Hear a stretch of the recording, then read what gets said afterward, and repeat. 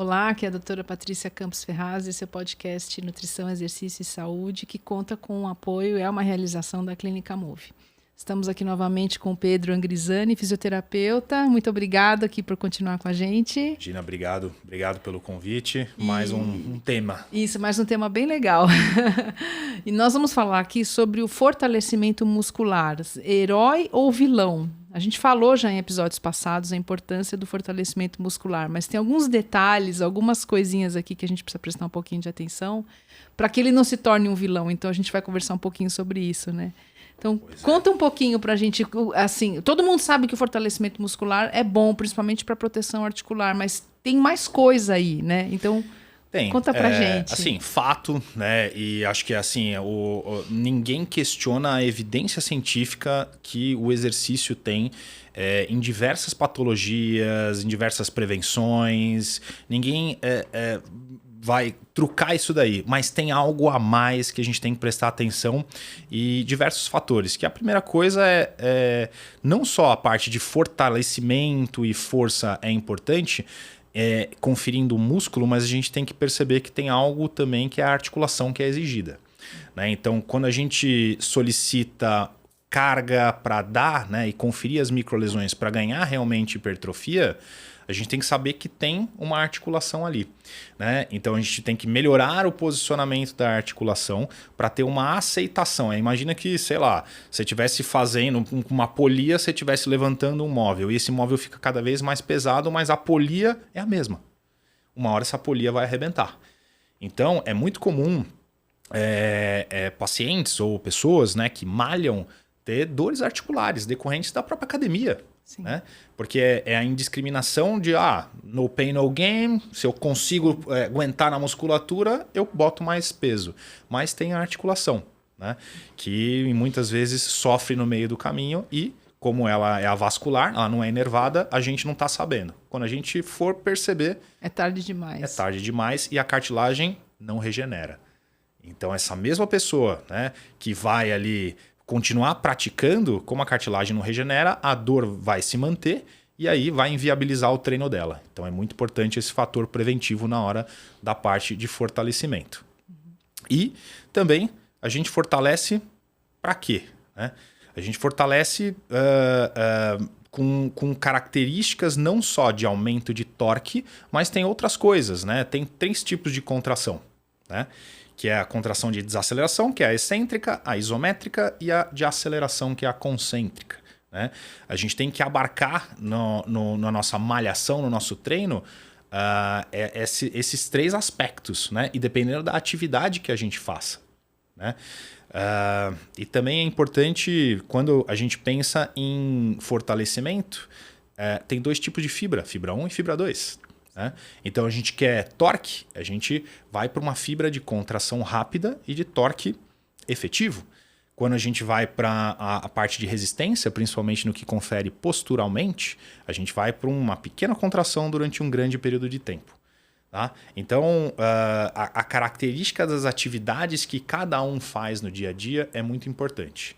Agora, uma coisa mais importante ainda a gente vai lá e vai malhar um bíceps de pé. Mas aí, eu tô malhando bíceps, tô sentindo, tá pesado, mas a minha lombar tá doendo. Então, muitas vezes, a gente mira aqui uma hipertrofia de um músculo, mas não tem ou resistência postural ou a postura não tá boa. E a gente acaba impactando outra articulação ou outra região que nem é alvo daquele exercício. Então, durante o processo de fortalecimento, a posição das outras articulações que tem que ter precisa ser ajustada. Tá? E muitas vezes, quando você ajusta a posição do paciente, ele não tem um músculo resistente o suficiente postural para conseguir aquela postura. Então, você tem que diminuir a complexidade. Entendi. Então, mediante ao paciente que você está propondo ou aluno que você está propondo, você tem que ver o que ele está preparado, não só na parte muscular, né, estética ali, aquela bíceps, tríceps e perna e costas e peito, mas também a parte postural, né, e diminuir a complexidade. Tem pacientes que eu vejo que faz o stiff, né, que é um exercício muito complexo, já no primeiro treino. E não é assim. É muito importante você falar isso, porque em academias maiores a gente não tem um acompanhamento ideal, né? Muitas vezes você recebe um treino ali, uma explicação muito breve, mas a execução do aluno, principalmente alguém que está começando na musculação, ela não está sendo adequadamente supervisionada. Em termos ideais, sim, deveria acontecer, mas na prática tem muito mais aluno do que professor. A não ser que você pague um professor particular ou que você faça com um acompanhamento, como é o caso de uma clínica de fisioterapia, que é uma outra situação. Sim. Diante disso, eu te pergunto, talvez fosse interessante as pessoas fazerem um programa de musculação, mas terem também o olhar de um fisioterapeuta esportivo para cuidar desses aspectos que você bem mencionou, que não é praxe se fazer dentro das academias num treino convencional de musculação, né? Com certeza, porque, né, inclusive para essa questão de postura, né, e adaptação individual de cada um, primeiro, digamos que você tem que ajustar o como fazer o exercício, porque às vezes, por exemplo, você vai lá, o personal te explica e você vê ele fazendo, com a sua experiência que você tem, você nunca viu aquele exercício, você vai fazer de um modo que você interpretou. E cada um interpreta de um modo diferente. Sim. Então você vai executar aquela tarefa. Só que você vai executar aquela tarefa com um custo. Você pode estar nem executando o movimento com o músculo-alvo do exercício. Então você está malhando outra coisa. Às vezes outro músculo, ou às vezes até articulação, isso pode causar uma lesão. Sem ter noção, então uma coisa básica é saber qual é o alvo, o que você tem que sentir. E isso o fisioterapeuta ou esportivo ou de dor crônica vai e atua e te explica com a parte do quê? Dessa parte de consciência corporal. Então, para você ter uma qualidade de execução de exercício, que quando ela concorra com a quantidade, você não tenha lesão. Então, o passo antes de você ir para a academia, ou para tratar, ou para performance, é essa execução de qualidade e consciência, né? Para você adaptar melhor o desafio que aquele profissional de educação física vai te passar para você performar. E aí você não vai ultrapassar o limiar fisiológico e aí não vai ter lesão e vai ter a hipertrofia que você quer. Né? Esse ponto é muito importante, porque a questão da consciência corporal é algo que você não a sua consciência não é aberta durante a academia para isso, né? Olha, você precisa sentir esse músculo desse jeito, nesse movimento. Tá sentindo? Não, então pera, volta, vamos ver o que está acontecendo. Tá fazendo um exercício de bíceps, está sentindo o ombro, mas eu estou executando o exercício aqui, check aqui, mas você não fez o objetivo, né, que era do exercício. Então tem que ter um bom custo-benefício. E é importante dizer, né, que a academia ela nem surgiu para a saúde. Ela surgiu para a estética, né? Então lá na Suécia criaram-se aqueles equipamentos lá para a parte do fisiculturismo, né? O grande Arnold que o diga, né? Que encabeçou ali, como outros profissionais, essa parte de estética, né? Então quem disse que é importante para eu viver um deltoide saltado, um bíceps mais hipertrofiado? Não necessariamente, né? Então a gente bate a tecla, por exemplo, num deltoide, eu gosto fazendo elevação lateral, mas se mata de ativar manguito rotador para ombro. Sim. Então, agora a gente começa a entender quais músculos são importantes para a saúde e quais são para a estética. Dá para você equalizar os dois? Com certeza, mas você tem que ir pelo caminho correto. Então, antes, vai com um fisioterapeuta, aprende um pouquinho sobre a parte de movimento, do corpo. É um exercício que talvez não seja tão gostoso, né? Porque você não se sente inchadinho, vai lá no espelho e confere a parte estética acontecendo. Beleza, admito que sim, né? Mas, inclusive, se seu fisioterapeuta for simpático, vai dar tudo certo. Ele guia para exercícios mais chatinhos, mas que você vai estar se preparando, né? Para na hora que você meter a carga, sentir no pain, no game lá, você vai se proteger melhor, né? Posturalmente você vai saber como pegar esses desafios e principalmente exercícios novos, né?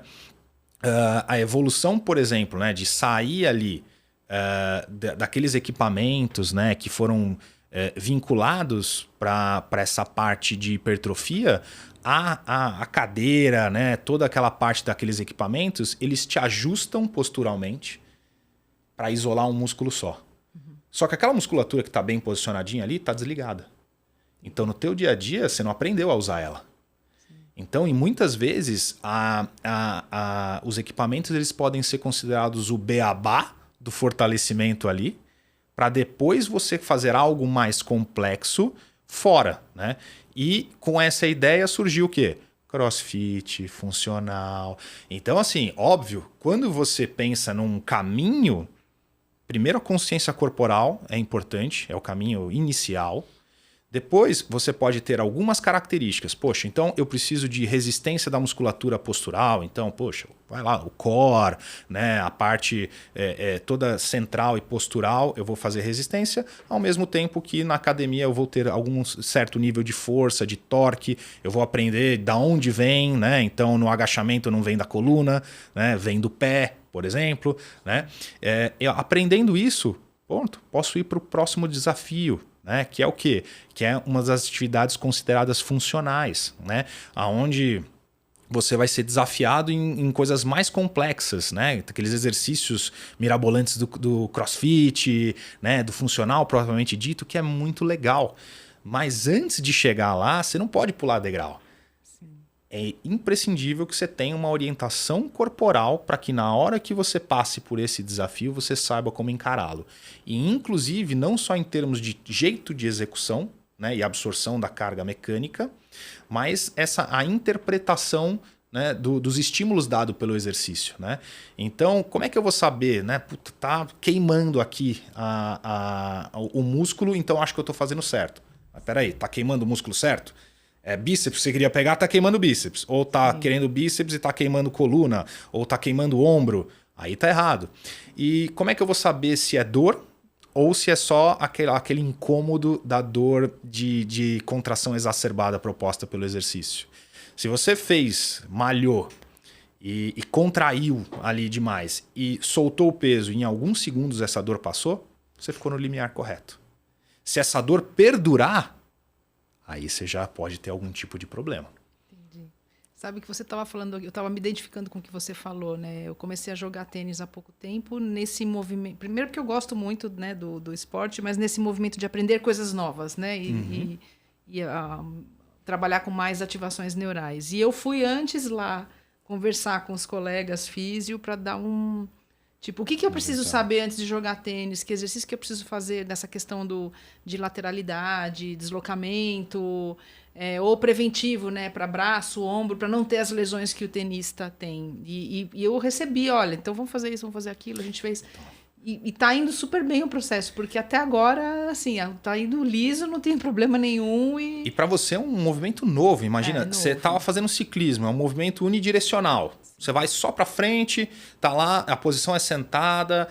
Então as demandas corporais são totalmente diferentes. O tênis não, é multidirecional, é imprevisível, reflexo, são outros tipos de habilidades que você tem que ter e que precisam ser trabalhadas, né, e conscientizadas não só no músculo, como no cérebro, como no movimento automático, com as características de contrações corretas.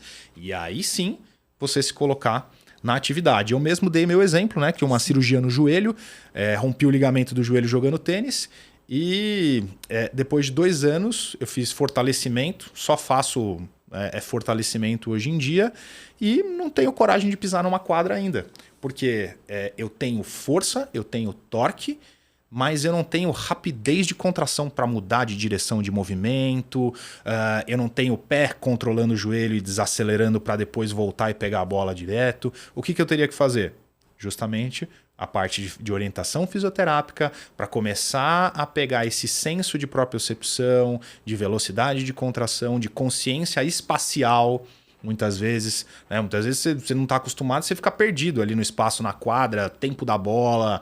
Tudo isso precisa ser trabalhado e aí depois se enfiar na atividade para sofrer o desafio. Né? Mas você está falando um ponto importante que para a gente que é profissional da saúde, às vezes é difícil voltar a ser paciente, né? Você precisa ser paciente. Sim, sem dúvida. Sem dúvida. E aí você fala, porque assim, eu sei tratar isso, eu trato isso dos meus pacientes, mas agora eu sou paciente. Então, mas é muito importante, porque eu falo para os meus pacientes, se eu fizer um exercício aqui, um padrão de exercício novo, eu não consigo saber se eu estou certo ou se eu estou errado. Porque na minha cabeça eu tenho o meu esquema corporal, tá certo.